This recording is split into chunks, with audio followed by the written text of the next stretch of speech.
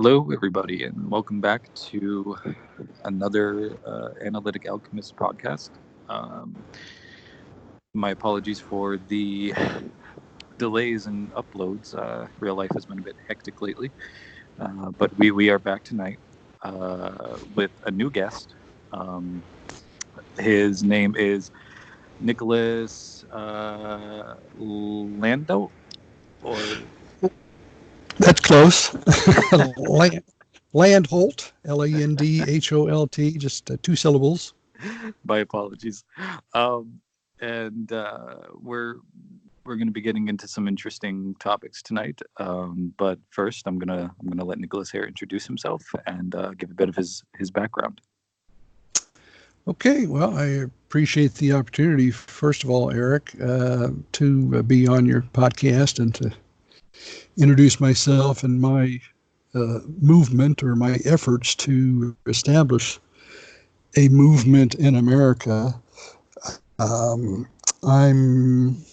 a traditional Christian, born in the 50s, and so I grew up in the 60s, 70s, kind of a era with feminism and Vietnam and all the hippies, all that kind of stuff. But I stayed. My parents were fairly low key politically. They were pretty much Republican, but they did not pass any of that really on to the children. I've got five sisters, and I was the only boy, so that was kind of fun. But like I say, they did not pass any political wisdoms on to me. I had a decent upbringing. I'm not ashamed of that. Went to parochial school right up the street. We were half a block away, so that was kind of nice. And then I got into the public school system in ninth to the 12th grade. And my dad, who actually my parents were both musically inclined, they met at Juilliard actually. So I've got music in my veins, but I played sports pretty much growing up. And but when I got close to being out of high school, my dad, who had gone on the road playing trumpet in the sort of the big band era of the what would that be, the 40s.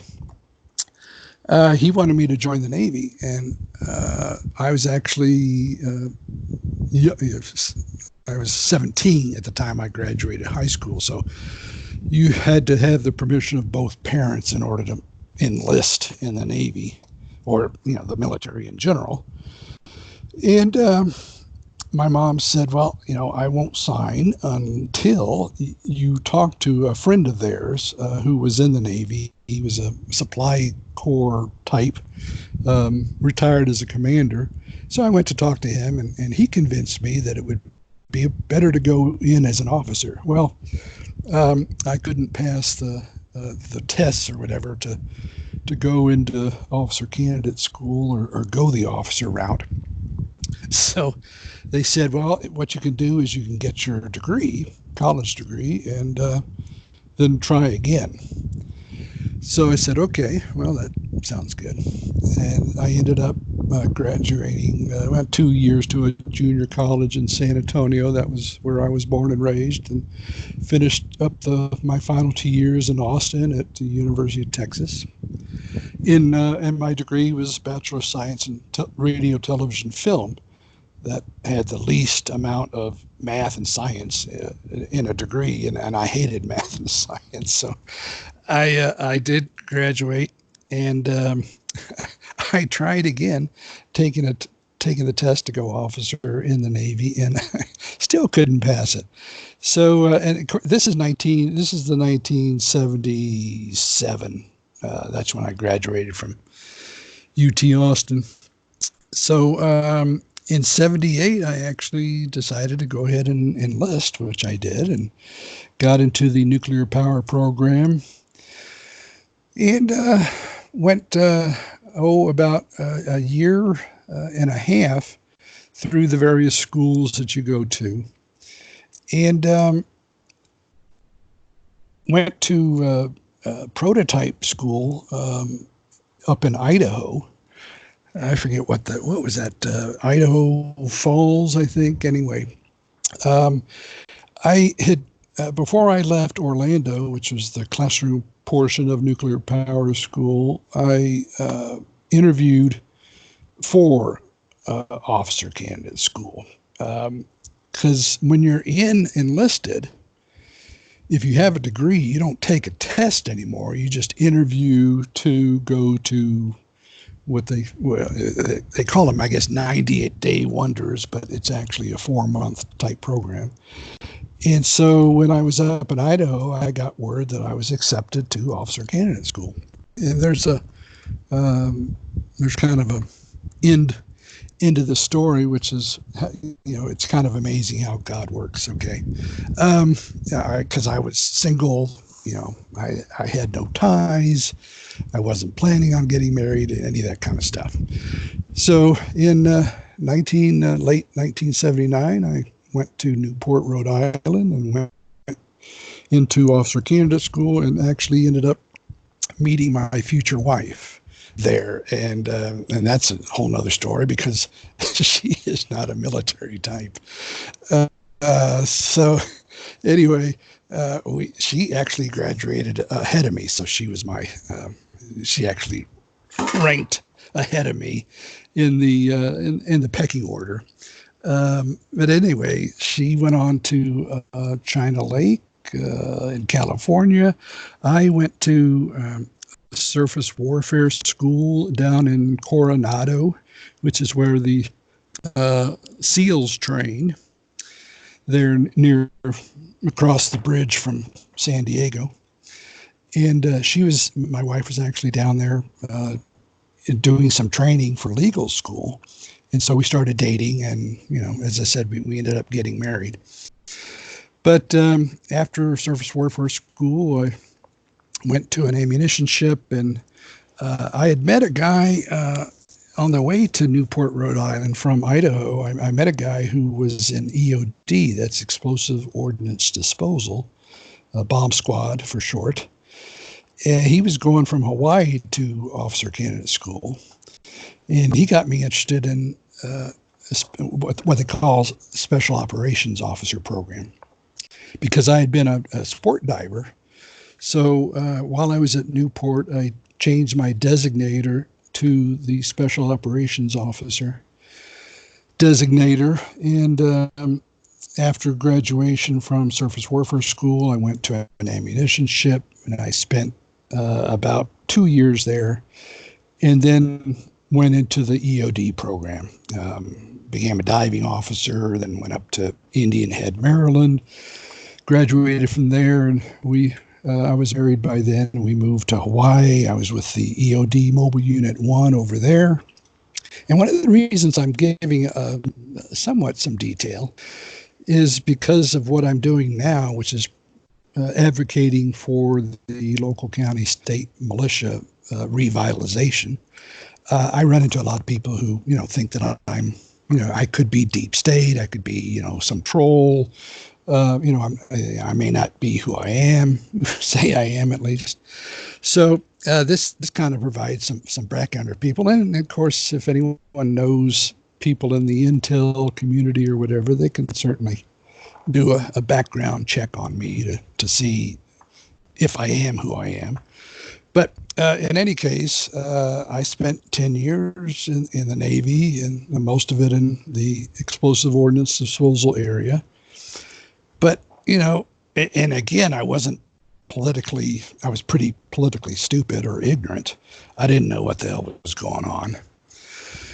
But I ran into, towards the end of my naval career, I ran into a priest a Catholic priest, and he was trying to he was on a radio program, and he wanted to get into television. Well, I told him that my degree was in television production. So he found that interesting, and we ended up getting together, and that's one of the reasons I left the Navy was to go work with him up in the New York, Buffalo area. And that's kind of where my political aspirations, I guess, got started. And so that would have been, that was 1988. So we're talking being 33 years old and just starting to find out what the hell was going on in the world and governments and what have you. And he was pretty controversial. So we did get him on TV, and I hosted co-hosted some shows with him. I did commercials. I did hosting of the radio program. So I started to get into the media aspect and finding out just who owns the media. And so I spent close to 2 years with him. He wasn't able to pay me. I mean, I had a growing family. We had some boys, so he wasn't able to give me a living wage, I guess you might say, to support a family. So I ended up getting into sales down in Kansas and spent 6 years there. But when I got to Kansas in 1990, I ran across a gentleman by the name of Jim Condit Jr. up in Cincinnati. And Jim was a little older than I was, but he'd been involved in politics since the late 70s. And he was a pretty astute guy. He was also a traditional Christian. And so we got along. He was involved in vote fraud, exposing computer vote fraud. And so I like to designate between voter fraud, the dead people and the people who vote more than once, that kind of stuff, and computer vote fraud, which is how this country is run as far as national elections. We don't pick anybody up, when it gets to that level. It's pretty much the nominees are pretty much chosen for us. So anyway, Jim and I worked on the vote fraud issue for years, and I still work with them occasionally. But it was probably about 8 years ago, I found out that my position used to be that if we just had honest, verifiable elections, then we could change the country back to a constitutional republic. And 8 years ago, I finally figured out that's not the case. The case is that our state militias were all suppressed basically in 1903 by the Charles Dick Law, or the Dick Act of 1903, and they suppressed state militias, and they eventually substituted in the National Guard. Now, the National Guard, I mean, their role basically is to keep the sheeple in line. And you've heard the latest noise about what's happening in Virginia? I have not. What's going on there? Okay. Well, basically, and I don't know whether this is a trial balloon, if Virginia's going to kind of be a test case or what. But Trump, I call him Donald Trump, I call him Adolf Drumpf. Drumpf is the actual spelling of his surname before they changed it to Trump. But Mr. Drumpf and his gun-grabbing ways, these red flag laws that are happening, the Virginia governor has said that if citizens that are told to give up their guns because they're either mentally ill or they've been designated a domestic terrorist by the police state that we are currently living in, then he will call out the National Guard. And so a lot of people are up in arms about this. And you see a lot of crap on the Facebook. These people who are claiming that they're going to rise up against this stuff. And that, to me, is just a joke. I don't know how many of these guys are actual,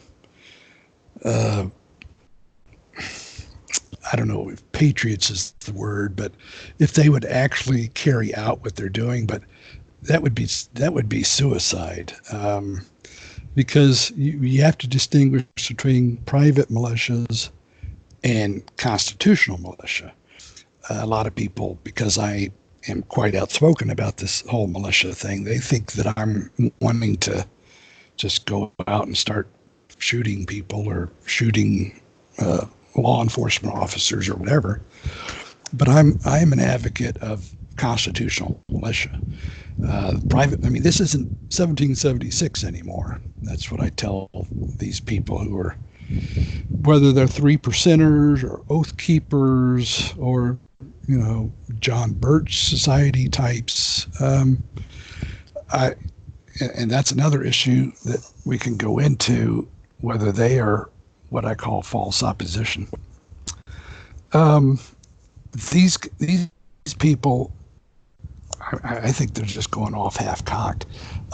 And a lot of these things, and in fact, the guy who found, Stuart Rhodes, the guy who founded Oath Keepers, he's a skull and bone. Oh, no, he went to Yale. So to me, that's a red flag. Yale, you may recall, has the secret society Skull and Bones, which is what the Bush crime family, George Herbert Walker Bush and his son George W. Bush, they were both members of that secret society. So anybody who goes to Yale and who's involved in politics or militia or that kind of stuff, that throws up a red flag in my eye as to whether they are really who they say they are. And if they are Skull and Bones, then, they've got an agenda. And Skull and Bones is, all of these secret societies, whether it's Freemasonry or Knights of the Golden Circle back in the Confederate days. As far as I know, Knights of the Golden Circle could still exist today. I don't know. But these people are to be, I would tread lightly around them and keep my radar up if I was anyone who was approached by these people. So these Oath Keepers, as I say, the John Birch Society, who else? These patriot groups, a lot of them being on Facebook. They talk about militia, but they're talking about this private stuff. And as I said, this isn't 1776 anymore. This isn't rifle against rifle, cannons against cannons. The deep state, they've got all the high tech. Not only do they have high tech stuff along with drones, where they don't even have to send in men to take out somebody. They also they're trained. These private militia people talk about being trained, but even if they were trained like the military, they don't have the weaponry that these people have. So I just kind of tell these people, well, good luck. And it may come down to the fact that, you'd rather be dead than red kind of a thing. And it will be, private individuals who, go out in a blaze of glory. But I'm 64 years old and I'm basically retired. Now I will, and I've made it known that I will come out of retirement if I can find somebody who is willing, has some political campaign managerial experience. I ran for office back in 2016. I ran for Congress, U.S. House. And the reason I ran against Mike Conaway is his name. He's the incumbent. He's still the incumbent, but he has announced that he is not going to seek re-election in 2020. Well, I ran against him in 2016 because I had stopped paying federal income taxes over 20 years ago in the 1990s. And the IRS started to harass me with letters threatening liens and levies of property, etc. So, and the reason I stopped paying income taxes and filing tax returns was because I found out that the majority of Americans do not owe this income tax. It's one of the biggest scams. And so I went to the regional director here in West Texas and talked to her. Her first name is Gloria. Last name starts with an A. It's kind of long. I don't remember what it is. But we spoke for about 30 minutes and kind of went round and round in circles. I was telling her I don't owe the tax, and this is why. And she just basically, the bottom line with them was just pay the tax. They didn't want to, stand up for a constituent who, or their master, actually, because we're supposed to be the masters and the representatives are supposed to be the servants, right?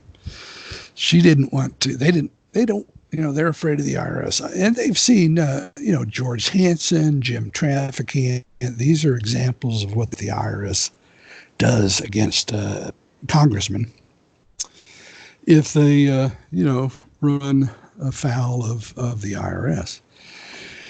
And again, this goes all back to the fact that, the 57th Congress in 1903 took away the militia. So they took away our power. They took away the power of the people to stop tyranny. And until we kind of realize what's going on. I mean, I'm all for education, but I'm educated out. I'm not in the education mode anymore. I'm in the action mode. So I ran against this guy in 2016. I called the Libertarian Party of Texas. I'm more of a constitutionalist. I refer to myself as a Christian constitutionalist libertarian, and that's libertarian with a small l, not part of the Libertarian Party. But I called the Libertarian Party of Texas because they have ballot access in Texas. In fact, in 2016, I believe they ended up getting ballot access in all 50 states.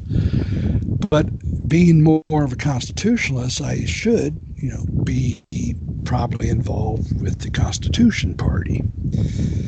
And their problem is they don't have ballot access, and it's very difficult. The powers that be, I call them the duopoly, the Democrats and the Republicans, they all work hand in hand. They are not two parties vying for power. One's conservative, one's liberal. No, they're all bad. They're both bad. So this duopoly has total control. They have the control, but the power behind them is groups like AIPAC, the American Israel Political Action Committee, or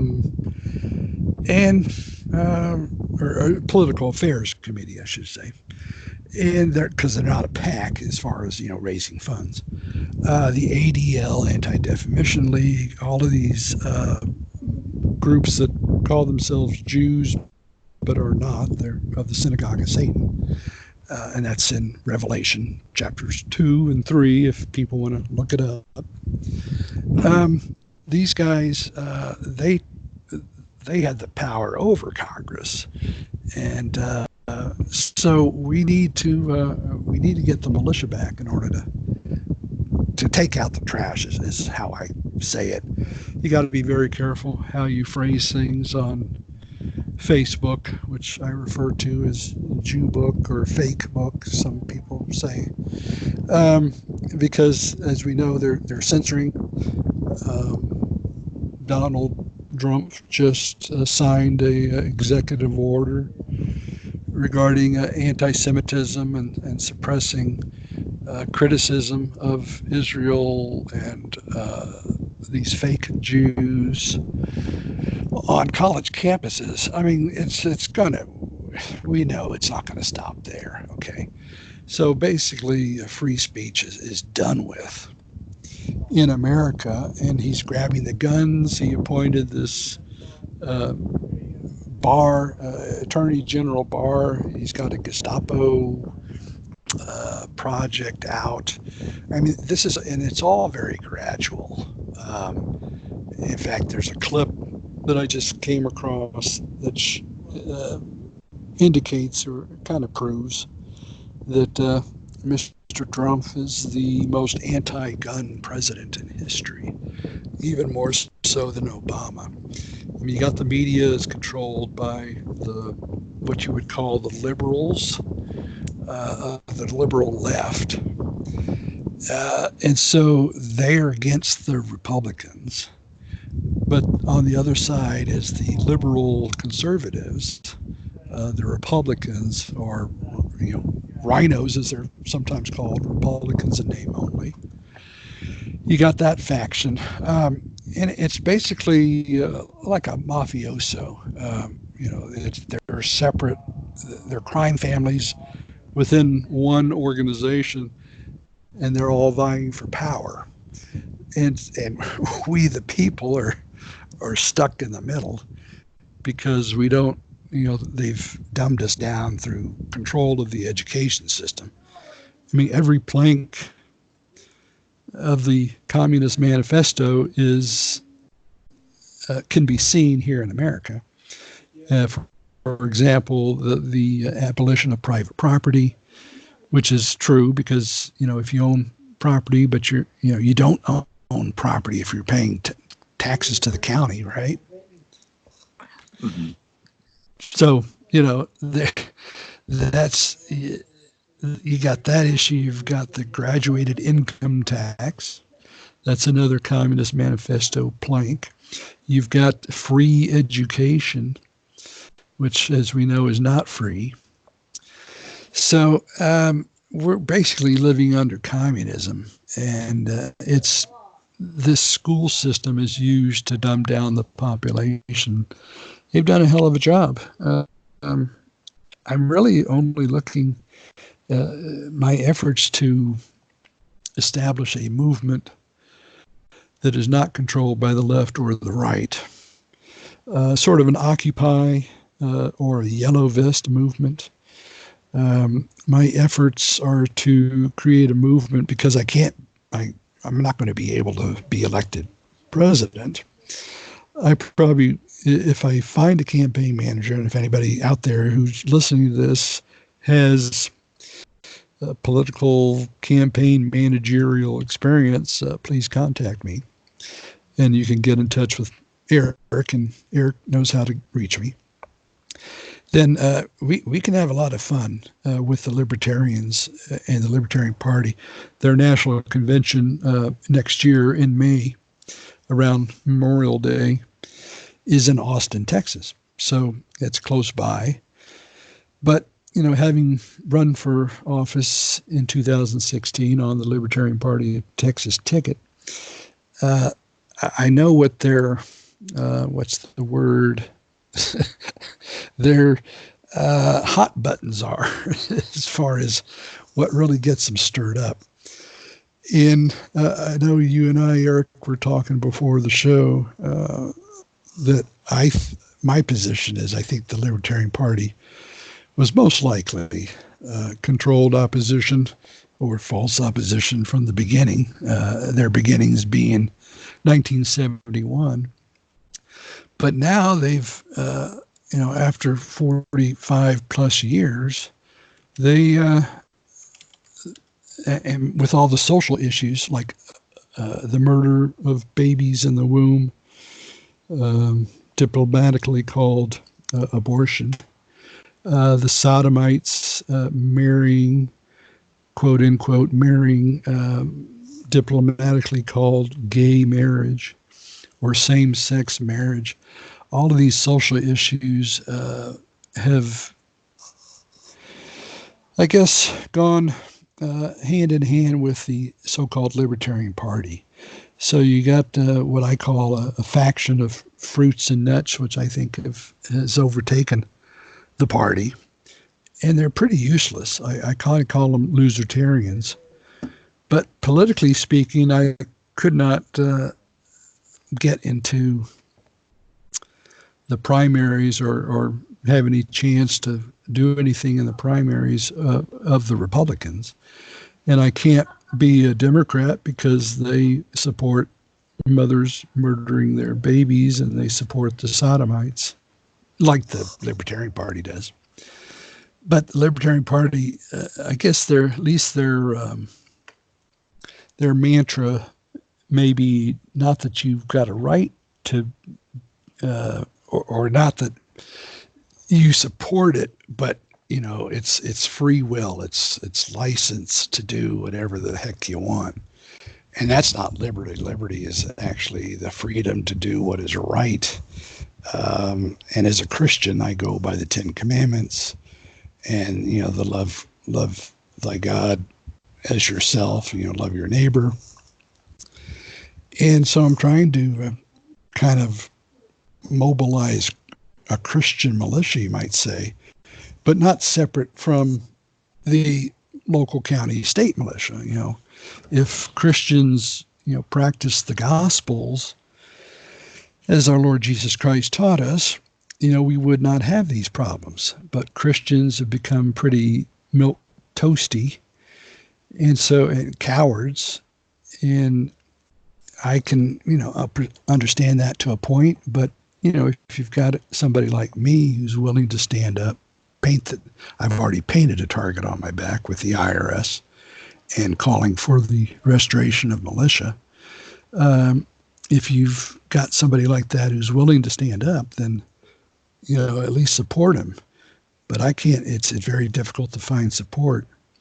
And the issues and strategy that I have to do an end run around the media while actually using the media against itself to get the word out about the militia and what people can do to join this movement. I've informally called this movement We the People for President. Unfortunately, somebody's got to actually physically run. So that would be me, unless we can find somebody else who's more articulate, can frame the issues better than I can. But the issues need to be based on, what we're trying to achieve here is economic freedom from the money powers, the bankers, and their usury.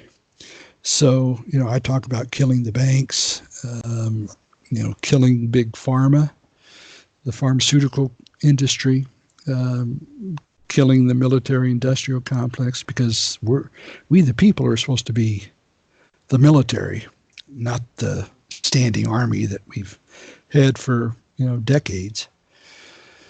So it's, as I say, it's an education process, but we would I think we would be able to raise funds, because I would be telling people that they do not have to pay income taxes anymore. So let's form some kind of a coalition and raise funds to get more people involved. I think, Eric, have you ever heard of the Homeschool Legal Defense Association? I have not. Well, we homeschooled our children. They're all grown now. But we homeschooled our children. And there was an organization called the Homeschool Legal Defense Association, HSLDA. And for $100 a year, you could join, be a member. And if the Child Protective Services or, the truant officer or whatever in your state came knocking on your door because a neighbor complained that she's seeing your children at home, and why aren't they being brainwashed and indoctrinated at the local government school system, then you could call HSLDA out of Virginia, and they would handle all the legal stuff. Okay, so it's insurance basically. Now and of course we're talking 20 years ago. A lot has changed since then, and most states, I think, pretty much accepted the fact that Christian parents, or at least some, all of them should be, but at least right now, some are going to homeschool their children, get them out of the sewer, the cesspool of the school system. And now they're trying to rig it to where, the school choice and vouchers and those kind of things, they're trying to get the homeschooler people tied into the government purse strings, I guess you might say. And so that's very dangerous. People have to be aware of what's going on within the homeschool community. There's a group on Facebook that I'm with, Texans for Homeschool Freedom. They're quite aware of what the government's trying to do to corral the homeschooling movement, at least, in Texas. But each state is, this is the beast that we're fighting, that Christians are fighting. And if we don't kind of unite and understand what's going on and mobilize, get back to where we can have state militias. Now, that's another topic which I won't go deep into, but basically state militias are kind of the purview of either the state legislature or the governor. Now, I have a weekly, let your listeners know, I've got a weekly talk radio show that I have named Christian Revolt Long Overdue. And it's heard at 4 p.m. Eastern live on Fridays, rebroadcast Friday night and Monday mornings. And this show, Christian Revolt Long Overdue, is heard on the Liberty Works radio network. People can tune in, can go, it's an internet-based radio station. So people can go to their website, which is libertyworksradionetwork.com, and listen to the show live. There's a phone number there that people can call in during the show to ask questions, relevant, depending on who my guest is on that particular Friday.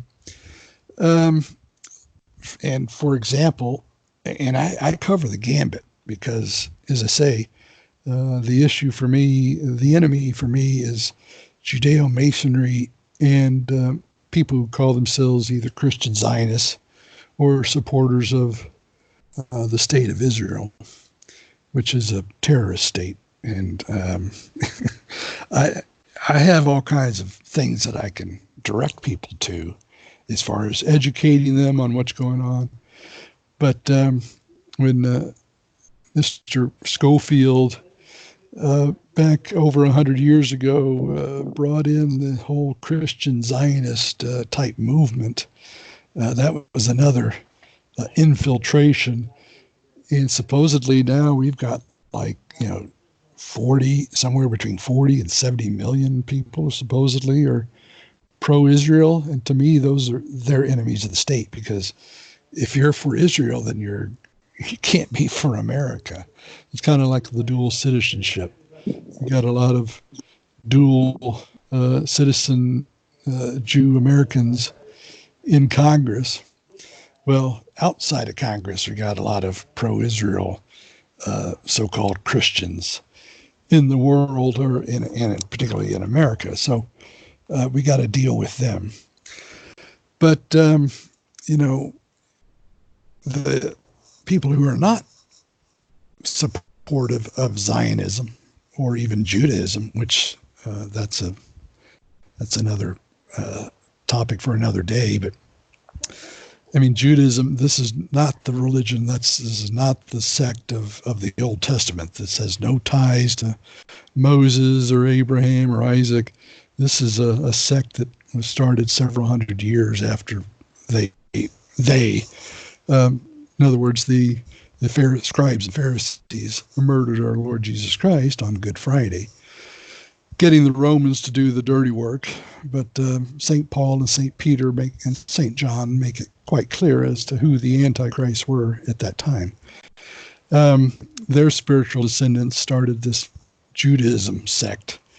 And so, again, if people want some information, they can contact you, and you can put them in touch with me either by email. I mean, actually, the email that I give out on my talk radio show is CIA 1917 at hotmail.com. And that CIA stands for Christian Information Association. So it's CIA 1917 at hotmail.com. People can get in touch with me and ask me questions. And, I kind of like, I like talking to people on the phone. I think one of the ulterior motives of electronic communication is people not talking to each other anymore. And that's kind of a litmus test for me. If people don't want to talk to me on the phone about what my strategy and no more income taxes, organizing, mobilizing militia, if people don't want to talk to me on the phone about it and hear my plan, then that's that's another red flag in my eyes. That they're either a troll, they may be somebody who's trying to waste my time.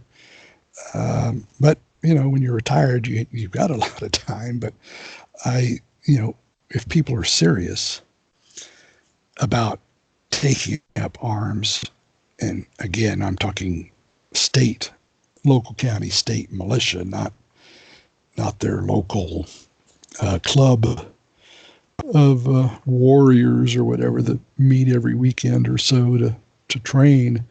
I'm talking about an authorized militia.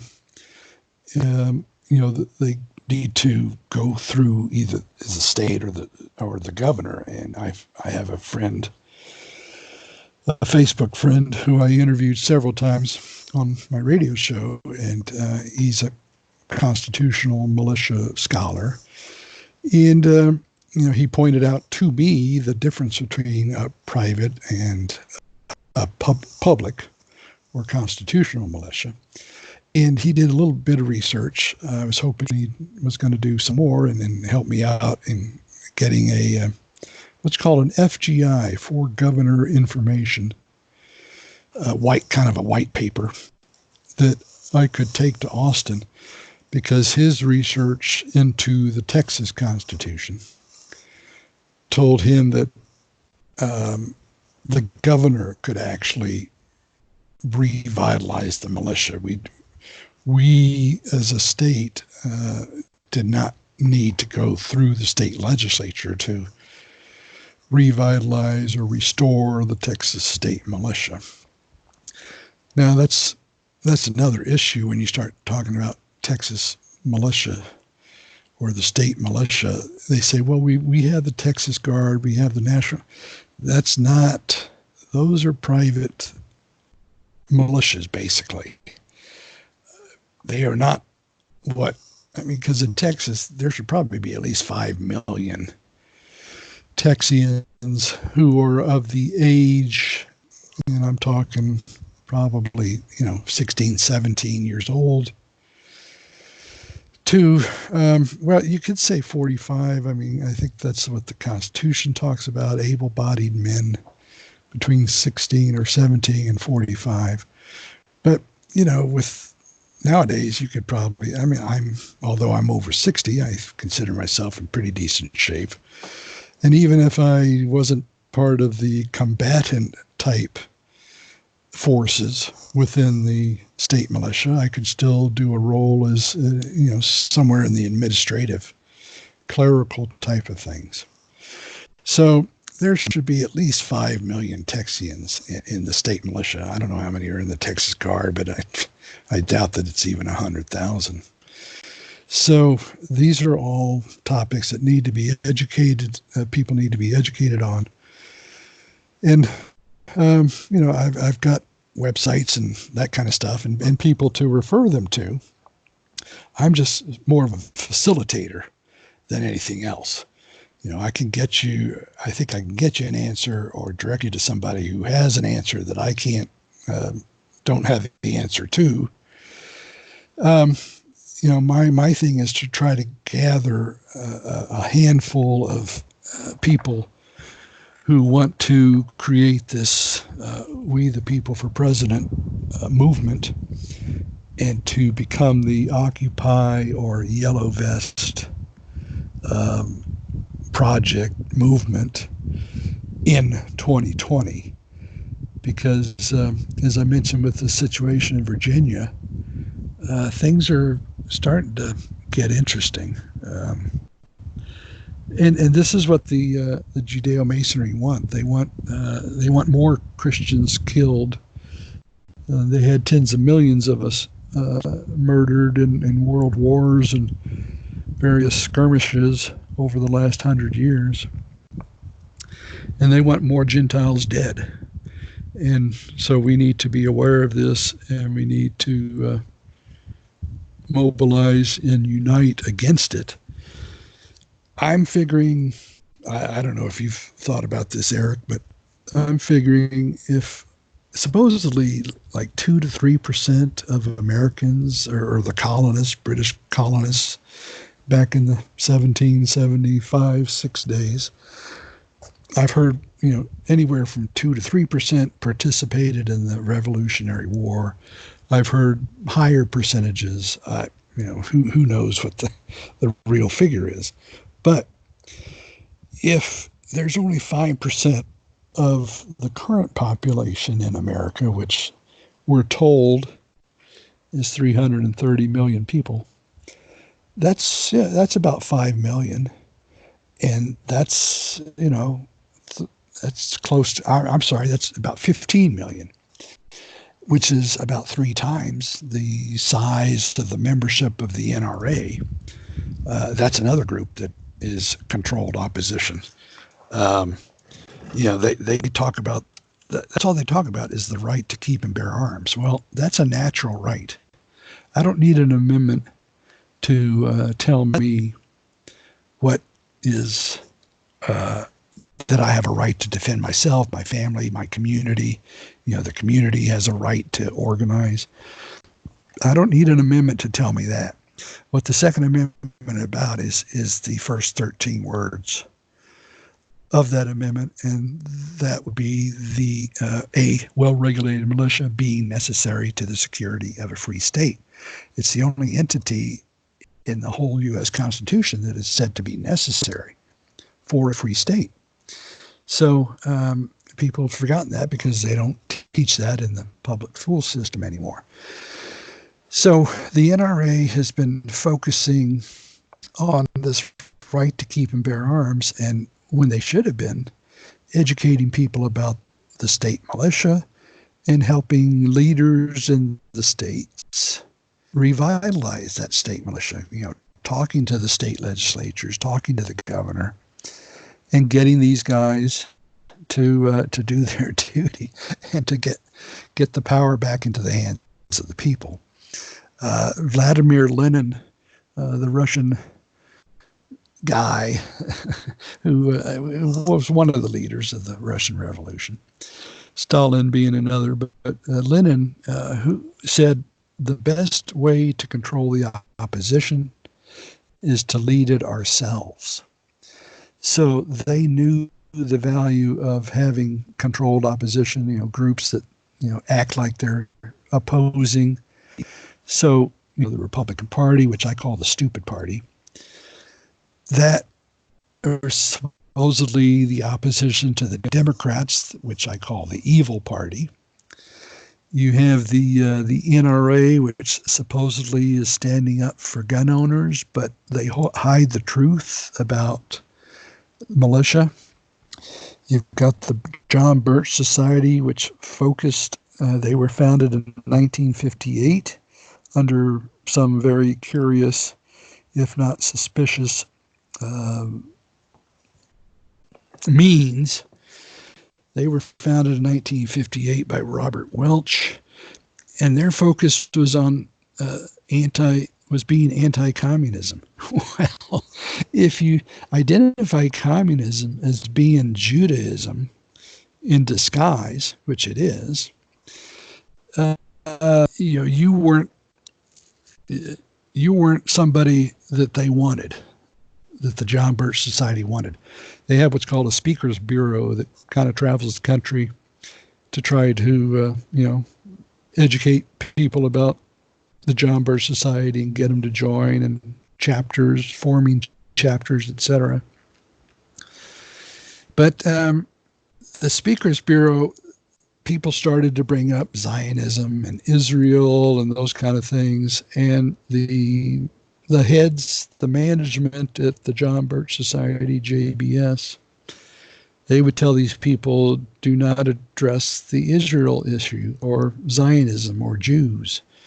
Just, I don't know how you avoid the question, but so, that tells you that's a problem. I mean, if you're not going to identify the enemy, then you're part of that controlled opposition or false opposition that I was talking about. A lot of these conservative groups out here are out there, like Judicial Watch. Now, okay, you've got, I'll say this. I mean, there's purposes. I mean, various groups have certain missions, and I can understand that. But everybody's common denominator, if you're a patriot, should be militia and restoring power to the people. So I'm not telling these groups like the JBS or the NRA or Judicial Watch or CPAC, Conservative Political Action Committee. I'm not telling these people to steer away from their mission. I'm telling them that they need to add this LCS militia, local county state militia aspect to their mission or their agenda, and align yourselves with people who do focus on the militia. So there's a lot of disinformation, misinformation out there, and it's going to be very, very difficult to overcome. I mean, this is where the spiritual aspect comes in. My sort of informal, mantra is God, guts, and guns. And so, but even dealing with Christians, they all have different ideas on who God is. Some don't even believe in the Trinity. So, it's a big mess. But, you can't just sit back and do nothing and expect God to wave a magic wand and fix things. He uses human people, he uses individuals, he uses groups to achieve particular goals or missions. I tell people who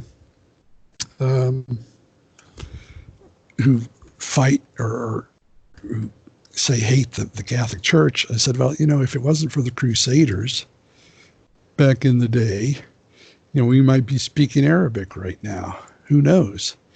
So God uses Crusaders. He used Cristeros, which was a movement down in Mexico in the 1920s to fight Freemasonry and the anti-Christian government down in Mexico. I mean, most governments now are anti-Christian, including this U.S. government.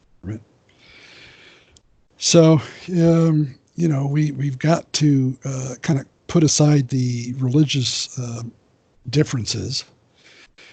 And if you are a Christian and you believe in the Trinity, then I ask people to contact me. And let's see what we can do. As I say, if I can find a campaign manager, I'm not an organizer, okay? As I say, I'm a facilitator. I've got some ideas. I've got a lot of great ideas. But, I'm retired. So I could just sit back and watch it all, and that's what I'm doing. But if I can find somebody with campaign manager experience, or at least somebody who knows how to organize and is a quick study as far as politics, then let's talk and let's see if we can't have some fun and run a presidential campaign and actually, as I say, a movement, and put this movement in high gear and to become, the Occupy movement of 2020 and beyond, because I actually have a sort of a 3-year plan. I can run for president next year. That would take me to May. Then I could actually run as an independent for this congressional seat that I ran for in 2016. And that's actually winnable with the right organization.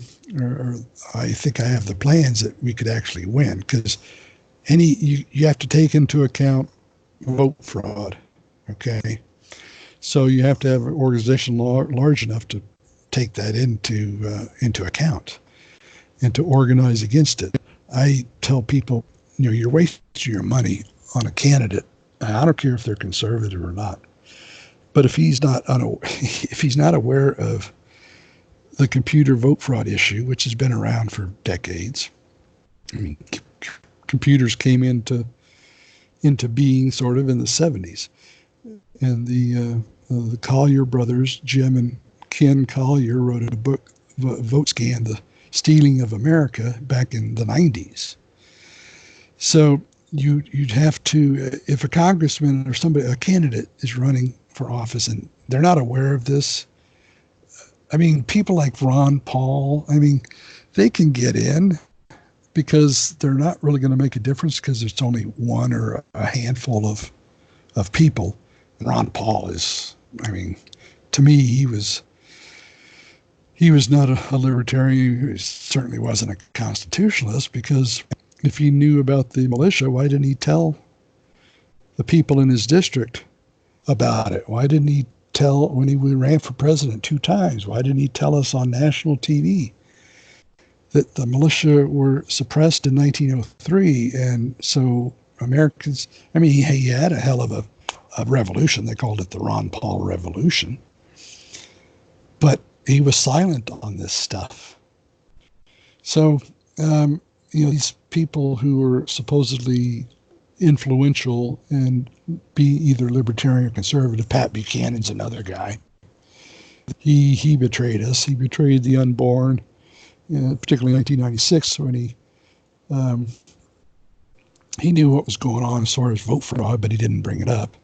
And then he ended up endorsing probably one of the worst presidential nominees ever, Bob Viagra Dole, in 1996. I mean, why are you going to endorse a globalist if you aren't part of the globalist agenda? So I call, I don't have the influence to call out Mr.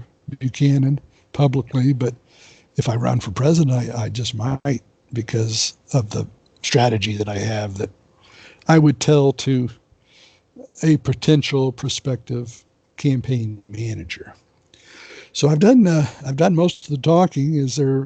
Did you have any particular questions or issues that you wanted me to address? Yeah, sure. Well, I'll first begin by saying I will blast your material and your information all over the various social media platforms that I'm on. Appreciate that. And share it with all of the liberty-minded individuals that I'm connected with, and just get it out there to as many people as possible, because this is good work that you are doing. It's work that everyone should be doing, or at least, as you said, supporting the people who are doing it.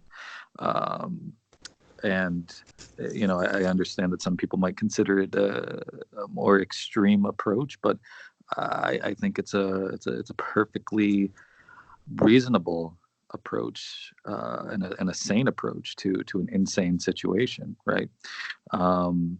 Definitely. And so I will definitely get this out there to everyone. But yeah, I did want to touch on maybe a few more things. I'm not sure if you have the time, you can let me know. Yes, sure. Okay. Um, I think we briefly touched on it before the podcast went live. Um, I noted that you had a sort of similar background to William Cooper, in that he was in the Navy as well, and he sort of took a similar route that you did. And I wanted to get your thoughts on him, and if you think that he was legit and influential in a positive light, if you think he was a genuine Christian, and that sort of thing. Sure. Well, Mr. Cooper, and I've read, I don't know, maybe half of his book, Behold a Pale Horse. I really didn't know much about him until after he died. As I say, I got sort of a late start into the political arena, and so I was still coming across patriots and what have you in the movement. I mean, Randy Weaver at Ruby Ridge, and you had the Branch Davidians in Waco. You got William Cooper, got Gordon Call, those type of folks who sort of trailblazed, I guess, the path for today's patriots.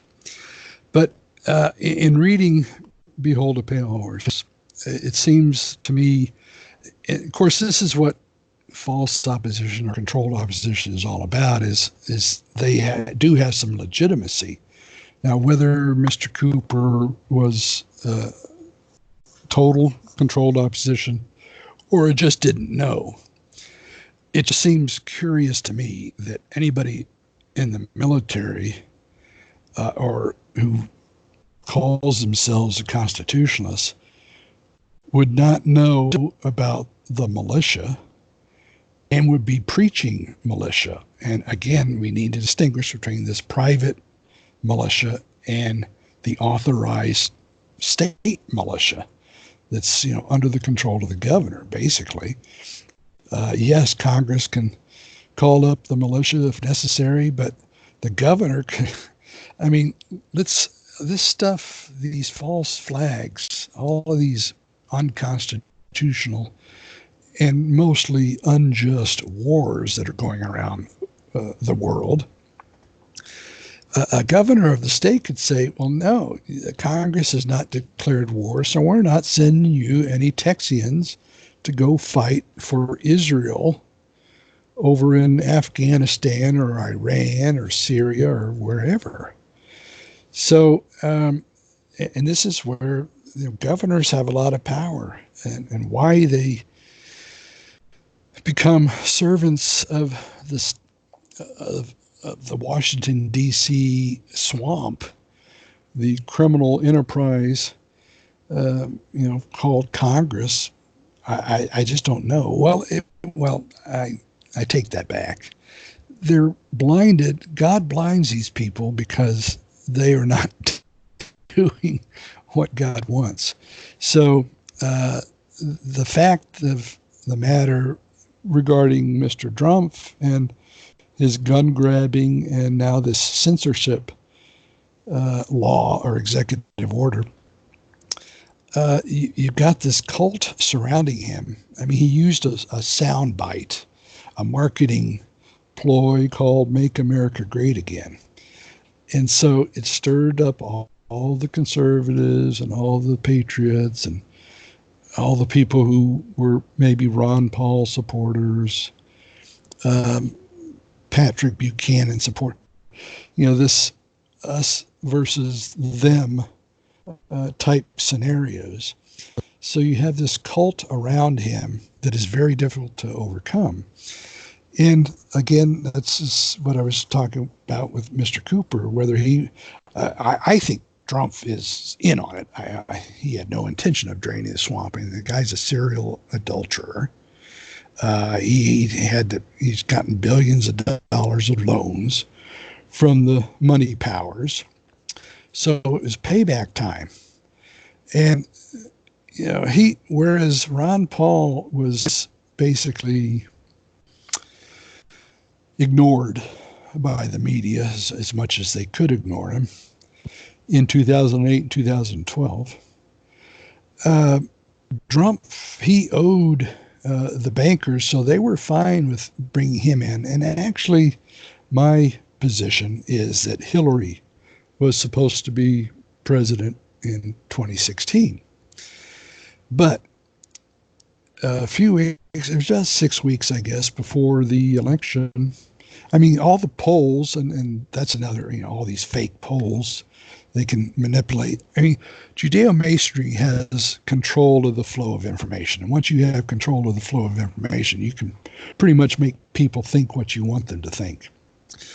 But Hillary was supposedly way ahead in the polls. But 6 weeks before the election in early November, Trump started to cry wolf. And what was the word that he was using? That the election was rigged, that the whole system was rigged, and that he couldn't win. And my position is that he was still a bit of a loose cannon. So the money powers, some people call them king makers, they decided that we can't risk. I mean, yeah, they could have bumped him off like they did with JFK, but that probably would have drawn too much attention. So, and it really doesn't matter who's in the White House. I mean, the deterioration just goes faster with a Democrat than a Republican. But they decided that we can't risk this guy exposing the fact that we control elections. It has nothing to do with Russia. That 3 companies basically count the vote in this country. So we can't risk him, revealing, our secret. So let's go ahead and we'll change gears and we'll let him be president. So all of a sudden, Hillary starts looking ill, right? I mean, she starts, who knows what she was told. I mean, because she's going to be taken care of. Plus this Clinton Foundation, who knows how much dirt they have on everybody. But, the Clintons and the Trumps were friends. I mean, you see pictures of them at these gala events. I mean, they aren't enemies, but they put on a dog and pony show. And that's the other thing that Trump didn't do. He was going to form appoint a special prosecutor, and we were going to see Hillary in jail. It makes for good TV, but because she has, who knows what dirt is on him. I mean, he's associated with many pedophiles and this whole sex trafficking and child trafficking, Pizzagate and Franklin cover-up. I mean, the Franklin cover-up was under the Reagan and Bush administration. That's back in the 80s. Larry King and the Franklin savings and loan. That's all. That way predates Pizzagate. So this stuff has been going on for decades, and nothing's going to be done about it until the people get power back. So as far as, that's kind of a roundabout way of saying that, Mr. Cooper had some good stuff. But again, he wasn't telling or helping people to organize in their state, to contact the state legislatures and let's get power back. Let's give power back to the people. And I would be the only candidate with that message if I end up running in the Libertarian Party. I mean, there's some good guys. Adam Kokesh, he's running for not president, okay? Which, it's kind of an interesting take on things. Daniel Berman, who I know, I've interviewed him on my show. He's probably the closest thing that I would be willing to vote for, because he's running on a taxation is theft platform. So, and he's interviewed me. I can send people my interviews with Daniel on his taxation is theft show. I can send interviews I've had with American Free Press, formerly known as the Spotlight. I'm out there, but I'm not out there, if that means, if that makes sense. But Mr. Cooper, God rest his soul. Hopefully he's in a better place. But, he needed to be focusing on organizing Christians within the state militia to, again, take back power. It's all about, you can't get rid of tyranny unless you have the power. Well, I guess Chairman Mao was the one who said something to the effect that all political power comes from the end, the barrel of a gun. And there's some truth to it. But as I say, God comes first, and then guts. We got to have the men again. I mean, men have been emasculated since the 60s and even before that, with the whole feminist movement and the sexual revolution. So men got to become men again, and then we've got to have the guns. And in my view, that is the local, county, state militia, the public militia. So that, as I say, is kind of a long answer to your question, but I think he was a good guy, and he's putting out a lot of good stuff. He just wasn't putting it all out there. Right. Yeah. When you touch on subjects like feminism and the demasculization of men, and the gun grabbing laws, and it's funny that hardly anyone can put two and two together and realize what's happening. Your men are being weakened physically and emotionally and spiritually, and they're not being trained to fight and protect their families and protect their communities from the tyranny of government. And the two go hand in hand. Men, strong-willed and able-bodied men who have a moral backbone, they serve as the foundation for any successful and lasting society.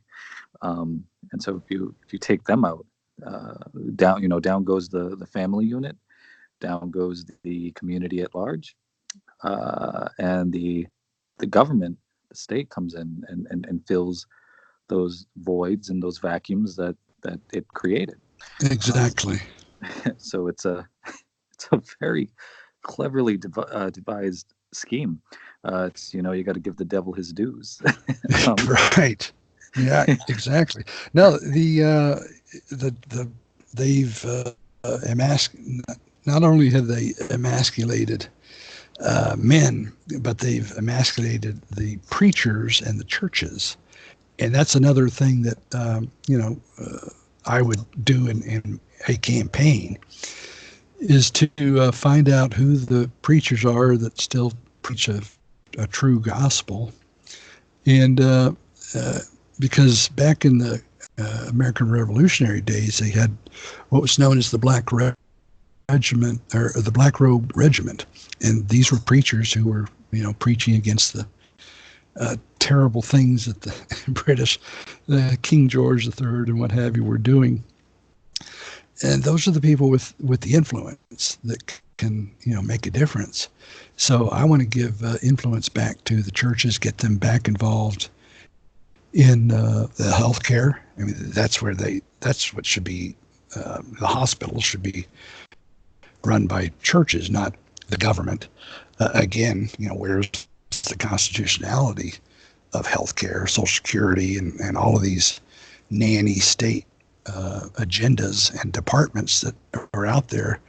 Ronald Reagan was supposedly going to get rid of a bunch of unconstitutional agencies like Department of Energy and Department of Education, and he didn't do any of that.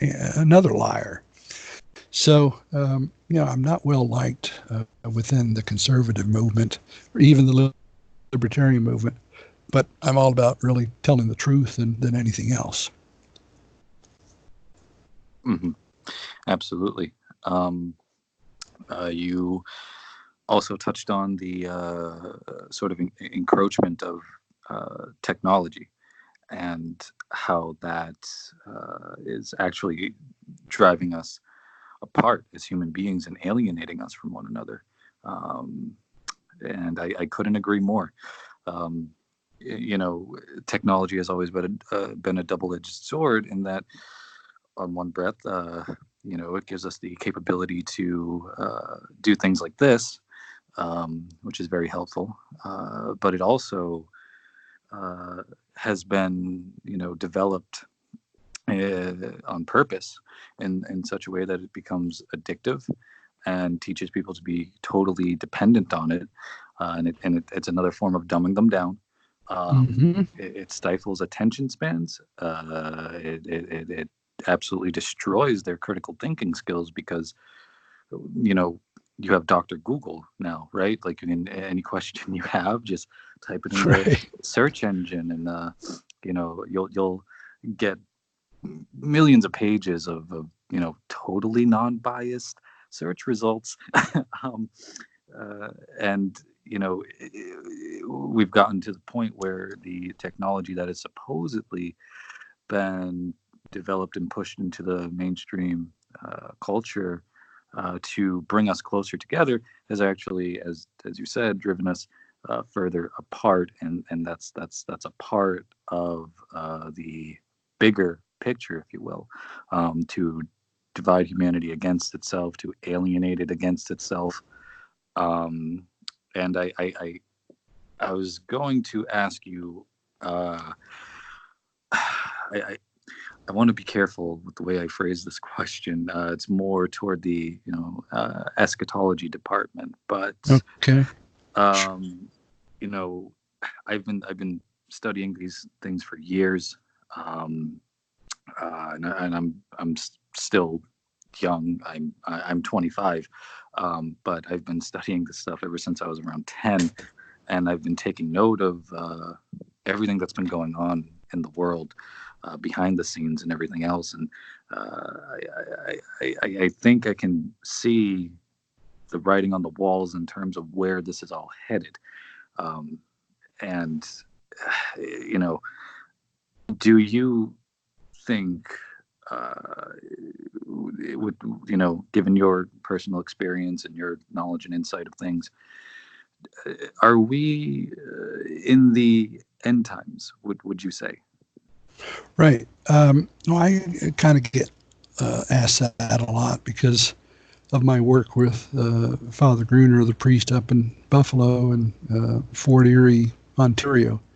Um, and I say, and because I kind of follow the Our Lady of the Rosary, whose appearances at Fatima, Portugal, May through October of 1917.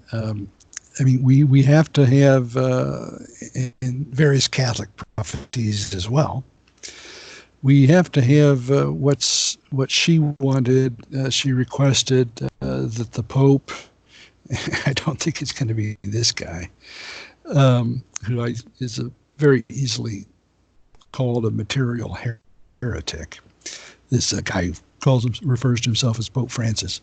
Um, but the Pope and the Catholic bishops are going to have to what they call the consecration of Russia.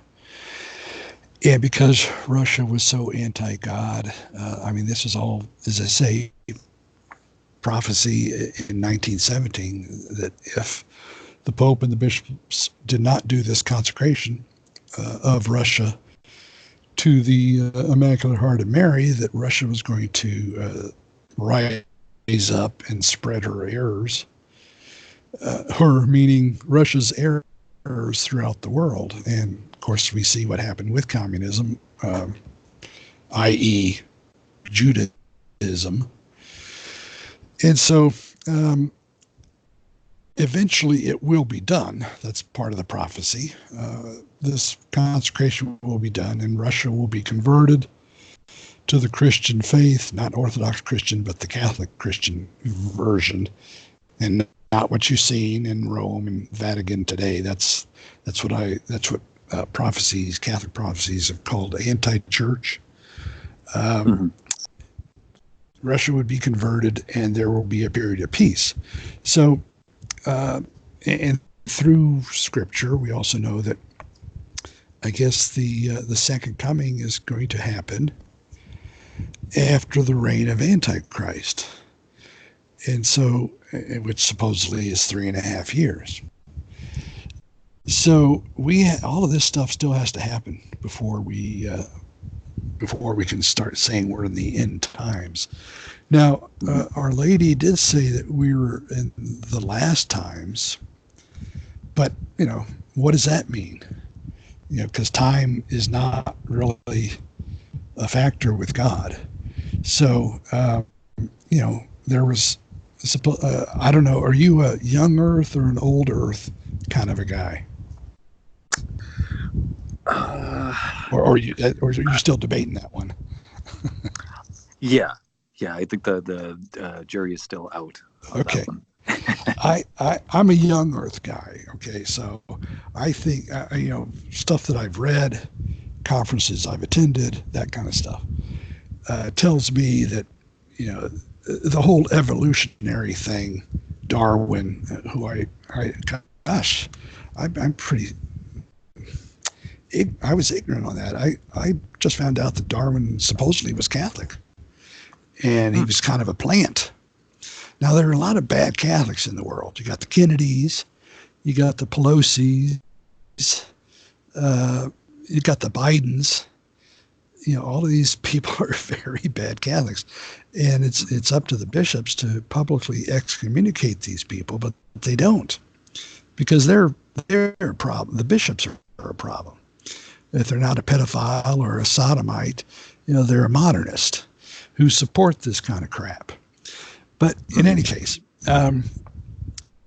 so a lot of these bad Catholics are not living the Gospels, just like most Christians do not. I mean, how many Protestants do you know are divorced and remarried? I mean, that's against the commandment for adultery. So these people, they're a problem. But not sure where I was going with that. But the last time, there's supposedly 4,000 years between the fall, Adam and Eve, and the coming of Christ. I've heard some say that there's going to be another 4,000 years on the other side of Christ. So we've gone through 2. So is there supposed to be another 2,000 years? I don't know. I don't. I'm pretty sure I'm not going to be around for the last times, or the reign of Antichrist. St. John talks about many Antichrist. Anybody who denies that Jesus is the Christ and denies the Father and the Son is an Antichrist. That's why the fake Jews, the Khazars, that's why they hate St. John. Because he calls them out, just like our Lord called them out. Well, our Lord was paid for with his life, and of course he had to. I mean, that was part of the grand plan. And then the Jews, you hear the term fear of the Jews. So, I sell a book, actually, a 2-volume book called Fear of the Jews Syndrome. A friend of mine, he's dead now, and was a clinical psychologist. He fled Yugoslavia in the 40s and ended up over here, and eventually in the 90s went back to the Serbia. I guess when Yugoslavia split up thanks to regime change, courtesy of U.S. military. But he was a clinical psychologist, and he wrote a lot of books, and he had to self-publish them because he found out when he got over here that the fake Jews basically owned and controlled all the publishing houses.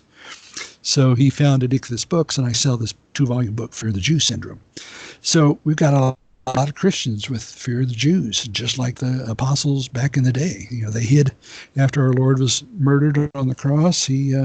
All these people fled, and they hid in an upper room, and it took the Holy Ghost and the power of the Holy Ghost. The Paraclete is our Lord called them, coming and giving them tongues of fire and giving them the inspiration to stand up to the fake. Well, they were actually Jews, I guess, at that time. I like to say Judeans, because if it was Judea, then they were Judeans, and I'm not quite sure how it happened to be. It came up Jew for short, but these fake Jews, the Khazars have owned the publishing and the wordsmith and the media for years and years and years. Various, who knows how many translations of the Bible there are. The King James version threw out 7 books of the Bible, the Douay-Rheims Bible, that had been around for over 1,000 years. All part of the apostasy, and there'll be even a greater apostasy somewhere down the road. Mm-hmm. But I think it's going to be some time before we're at the end of the world type of end times. Mm-hmm. Right. Yeah. What got me to think about this stuff primarily was when I conducted research into the various secret societies out there. We brought up Skull and Bones earlier. That's one of them. The Bohemian Grove, Freemasons, the Brotherhood of the Snake, the Illuminati, Rosicrucians, right? Yep. All of these guys, and it just triggered my curiosity, because at the core of their respective ideologies, they are overtly Luciferian. They honor and worship and adhere to the teachings of Lucifer. And one of the more, I guess, obvious examples of this would be, and I think I brought this organization up in a private chat with you a couple of nights ago, was the Lucis Trust. I found out about these guys a few months ago, and a friend of mine showed them to me, and he said, here, he showed me a Wikipedia page, and then he directed me to their official website, and he said, just go ahead and give those a read and tell me what you think. And I was blown away by how open they have become about these things. They will just straight up tell you that, yes, we are Luciferians, and we do hold power and influence in the world, and we do want to take the world in a particular direction. This particular organization has influence on the United Nations, which should be very, very telling. Yes, exactly. You've opened it should be sitting. And as long as Christians don't do anything about it, it's going to continue to gain power. But then you got to remember too that even our Lord said that Lucifer was prince of this world. That's right. Obviously, he only has the power that God allows him, but you got to remember who's running things here, and eventually it will come to an end. But if we as Christians do our part in defending Christ the King, then he'll help us out. Mm-hmm. Right. Yeah. Is there anything that anything else you wanted to promote or touch on while we're on the air? Now, basically, I think I've covered it all. Again, if people were interested in getting information that about my show, or if they know somebody who would be a good guest on my show, which again is titled Christian Revolt Long Overdue, because what we do is we provide education, but we also provide what I think is the solution, the God, Guts, and Guns solution. Last week's guest was Randy Engel. She did a two-part. This was part two of her talk on the New Order Barbarians. And that was very interesting because it was sort of a summary of what Dr. Richard Day, who was on the board. I mean, he was the medical guy with Planned Parenthood. He gave a speech in March of 1969, which kind of spilled the beans about world population control and the things that were coming down, that were already in the works and that were being planned.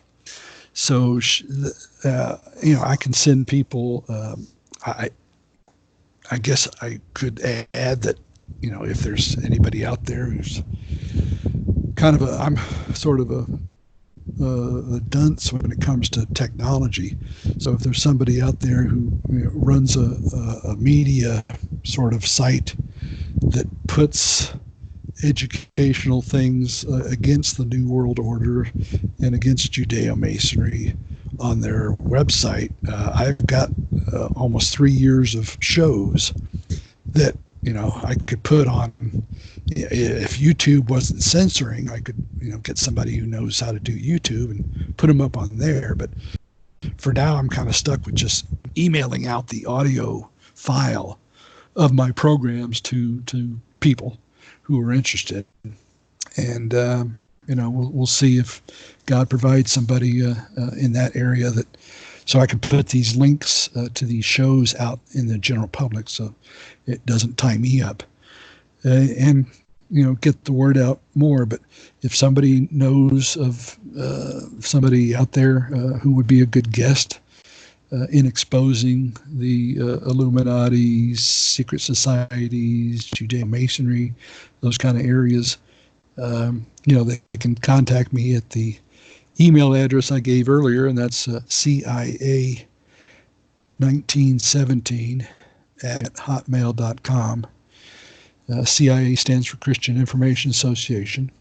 So CIA1917 at hotmail.com, and you can let me know that you heard the show, and we can get to chatting. I'm basically recruiting for activists who want to help take the deep state down, which again, it's a spiritual battle as well as a physical one, or at least I believe it will be. But I try to. I'll tell people about my websites and the various Facebook pages that political organizations that I manage. But I try to actually, in Texas, we have what's called open carry and concealed carry laws. So it's embarrassing for me to tell people that Texas does not have constitutional carry. You have to get permission to openly carry or permission to conceal carry. That's just ridiculous. But in any case, I tried to get find sponsors, and by that I mean people with deep pockets. Maybe not so deep, but if we can find somebody with some deep pockets to hear this message or to hear my plan for taking America back. Again, they don't need to be out in front like I am. I don't mind manning the point. I'll do that. I've painted the target on my back. But somebody with you don't want to kill the goose with the golden egg, right? So you don't. We can find some kind of a way, a super PAC or something to get started. I mean, you got the Soroses, and you got the Adelsons, you've got the Koch brothers. Well, I guess it's now just Koch brother because one of them died recently. You got all these people funding the left and the right bad guys. We need some good guys with money funding the guys with a plan and not the false opposition.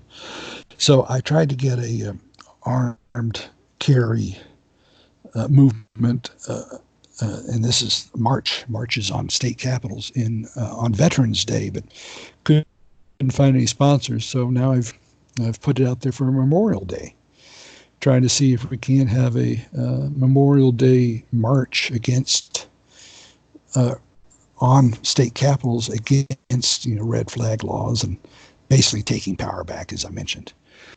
So that's scheduled. It's on my Washington Tea Party page. Again, I can get people the information if they contact me.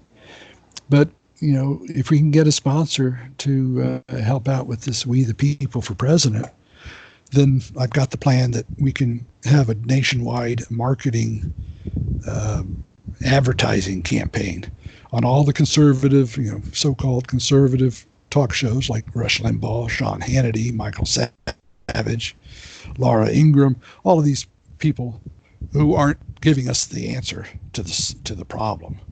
They're just, keeping people corralled.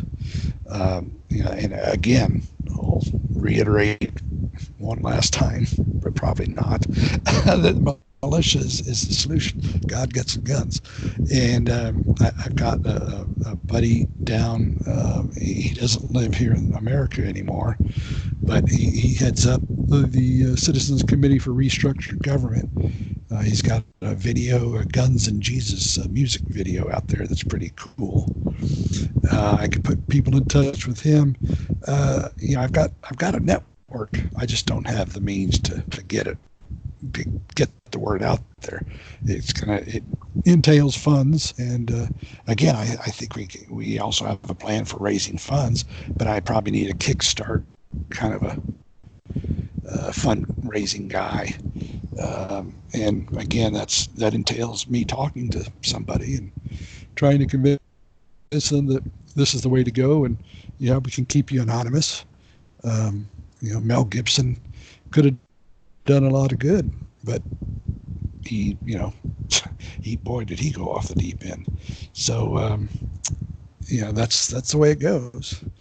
If you lie down with dogs, you get up with fleas, right? So that's why you got to surround yourself with good practicing Christians and not Judeo-Masons who serve their loosest trust, as you might say. Absolutely. Oh, outstanding. Do you remember the company Lucent Technology? Yes, I do. Well, that's, they had sort of a logo that was, probably satanic in some manner. I mean, and Lucent, so anytime you see some type of a version of, Lucy, Lucent, Satan, Lucifer was the angel of light. He was the greatest angel in heaven. And it was his pride that, he said, non serviam, I'm not going to serve. And St. Michael, another badass archangel, he and his legions threw Lucifer and the bad angels that we now call devils, threw them out of heaven. So, and maybe down to this earth, I don't know. But there's a lot of strange things that are going on out in space, and did we go to the moon? Those kind of things. Flat Earth. A lot of this, to me, is distractions from what we should be doing, which is organizing a Christian militia using the Second Amendment as the founding fathers gave us. Mm-hmm. Absolutely. Because I'd like to actually get back to, if we can get back to where we're enforcing the Constitution, then I would be running in 2022 for governor of Texas on a secession platform, because I want to get away from Washington, D.C. Mm-hmm. And we'll get back to the actual Confederation, Union of States type of situation. Mm-hmm. There's a movement. In fact, I've got offline, I'll send you the name and contact information of a guy out in California who's heading up the Cal Exit, probably the biggest Cal Exit movement out there. And he would be a good interview. I just interviewed him a month or two ago, and I'm sort of the informal Texas rep for that what's called red state secession. So, if we can get back to, I would prefer the Articles of Confederation. There's a movement to get rid of the Constitution. Well, back in 1787, there was a movement to get rid of the Articles of Confederation, and they succeeded. So the globalists of that day were able to throw out the Articles of Confederation and come up with this Constitution,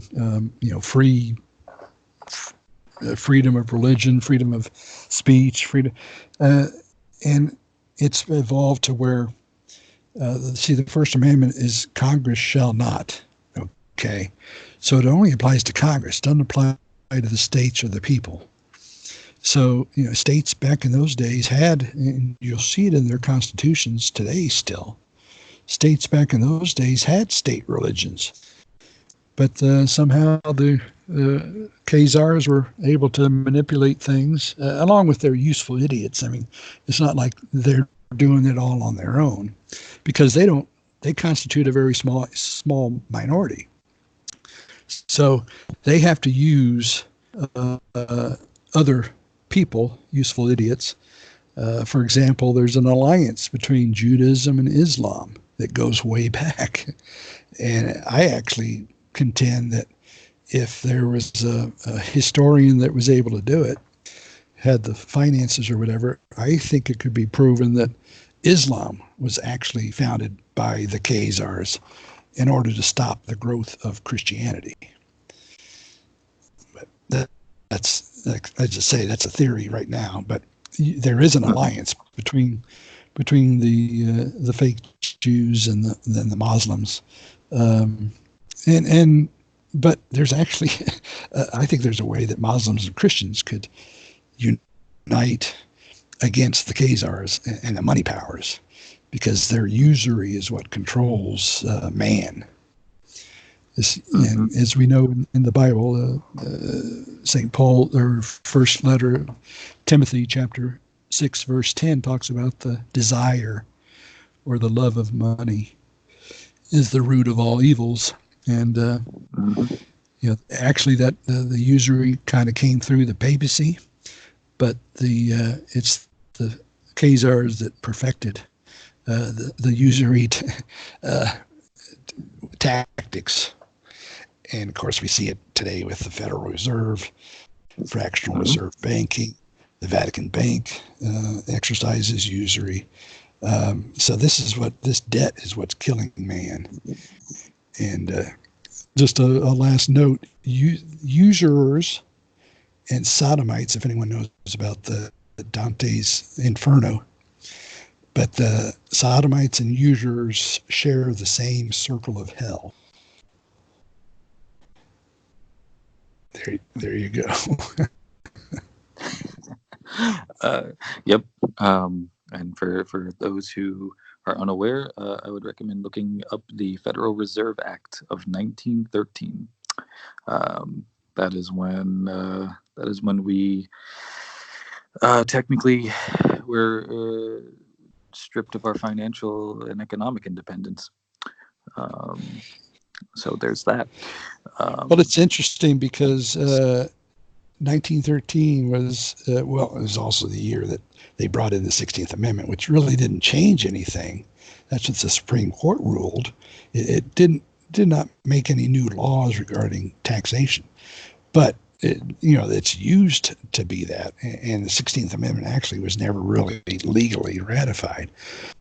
But it all begins, for me, you could say it goes back to 1787 when they threw out the Articles of Confederation, brought in the Constitution. But then you've got the Civil War, the war to enslave the states, Abraham Lincoln, all of that stuff, 1860s. That's when the NRA came into play. It was after the Civil War. But it was 1903 when they took away the power of the people in our militia. They knew they needed to get rid of our power of the militia in order to create or go into these wars and to provide the Federal Reserve.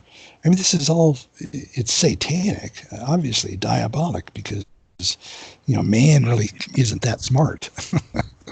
But, they needed to get rid of the guns, organized, well-regulated type guns that a militia is, in